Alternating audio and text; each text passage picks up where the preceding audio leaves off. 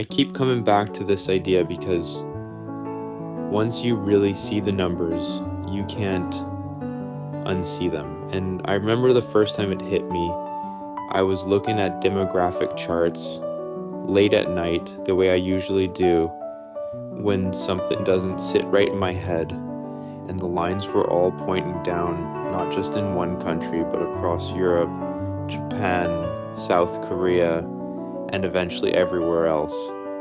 And I thought, okay, this isn't a cyclical thing, this isn't a temporary dip, this is structural. And when something is structural, you can't just wait it out. You have to change the system itself, because civilization is a machine made of people. And if you stop feeding the machine, it doesn't slow down gracefully. It just stops. And that's what worries me the most. People talk a lot about climate change, or AI, or wars. And those are real issues, but they're all downstream of whether there are enough humans to keep society functioning in the first place. Because if population collapses, nothing else matters. You don't have an economy without workers. You don't have innovation without young people. You don't have culture without families, and you don't have a future without children. And Europe is the clearest warning sign. It's like a canary in the coal mine, birth rates well below. Replacement for decades, entire countries depending on immigration just to keep the lights on. And even that doesn't solve the long-term problem, because the same pattern repeats once people adopt the same incentives and lifestyles. And I'm not saying this to be dramatic, I'm saying it because I genuinely think this is an existential risk on the level of anything else we talk about. Maybe bigger because it's quiet, it's polite. It doesn't explode in the news, it just happens year after year. Fewer babies, fewer schools closing, more elderly, more pressure on the young, until eventually the math breaks and people assume technology will save us, robots will do the work, AI will take care of everything. But technology doesn't reproduce itself.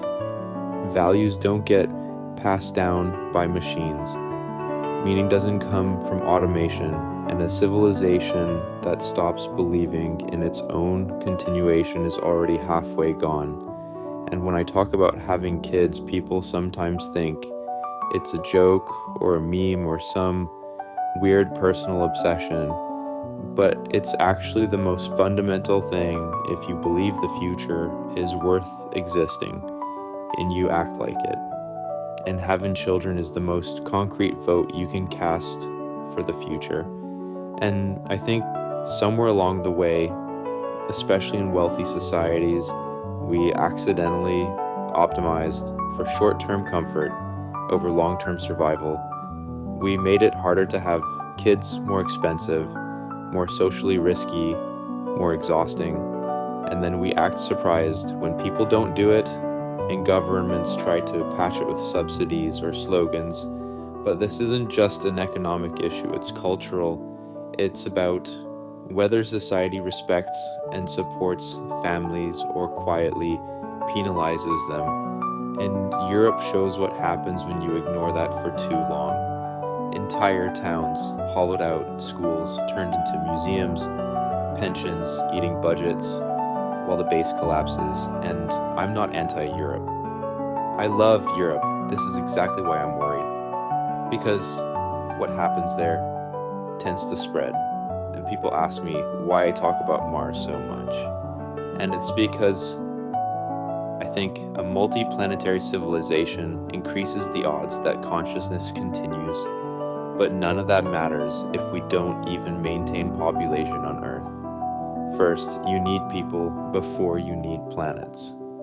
And I don't think humanity is doomed. I actually think this is fixable, but only if we're honest about it, and stop treating population decline as some abstract statistic instead of what it really is, which is the gradual erasing of the future.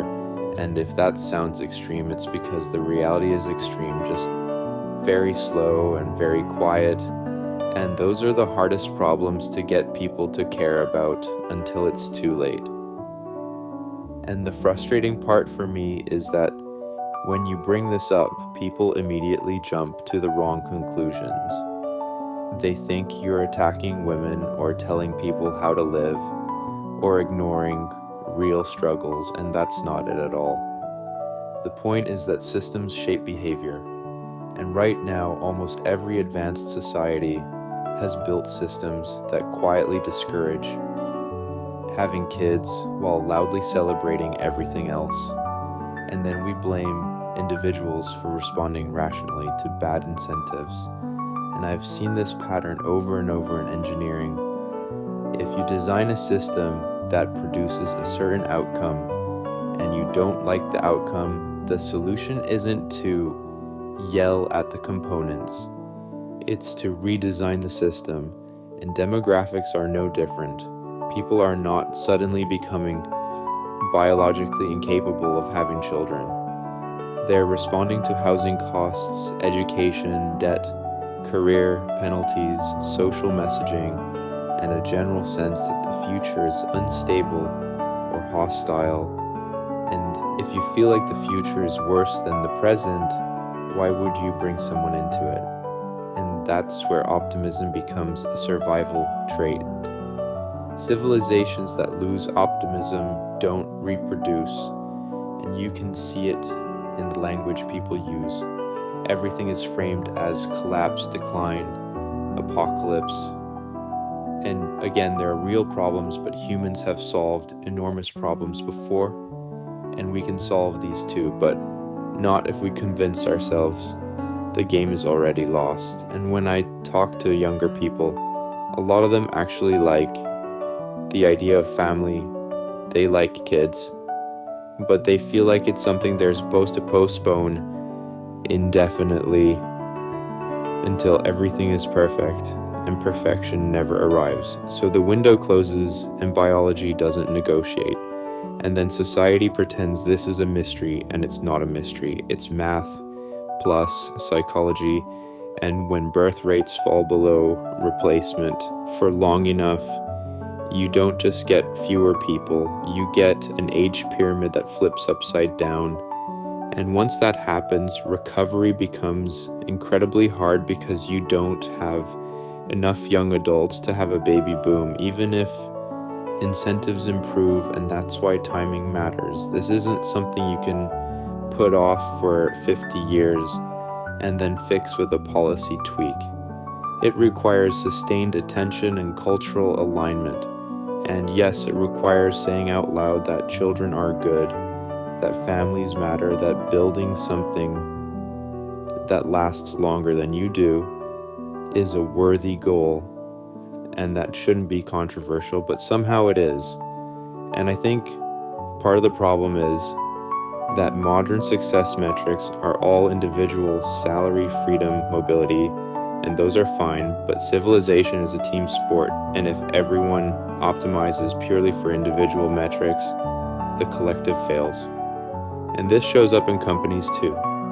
If everyone maximizes short-term performance, you destroy long-term innovation, and people accept that logic there, but resist it when it comes to population.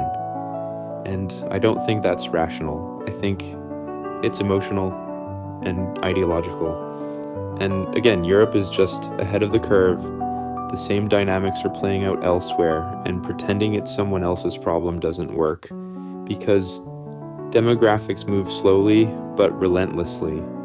And by the time the consequences are obvious, the causes are decades in the past. And I keep saying this not because I want attention, but because I genuinely think future historians, if there are any, will look back and say they saw the warning signs, they had the data. They just didn't act because it was uncomfortable. And my hope is that we can still choose differently, that we can design societies where having children doesn't feel like an act of sacrifice bordering on madness, but like a normal, respected, supported part of life. Because If we don't, then all the rockets, all the AI, all the technology in the world won't matter, because there won't be enough people left who care to use it. And another thing I don't think people fully appreciate is how fast sentiment can shift once decline becomes visible, because at first it's subtle. A few fewer kids in classrooms, a few rural hospitals closing, a few more taxes to support pensions, and people adapt. But then you cross a threshold where the burden on the working population becomes so heavy that it actually accelerates the problem, because young people feel trapped. They feel like they're working not to build a future but to service the past, and that breeds resentment and hopelessness. And hopeless societies don't make babies, they make excuses.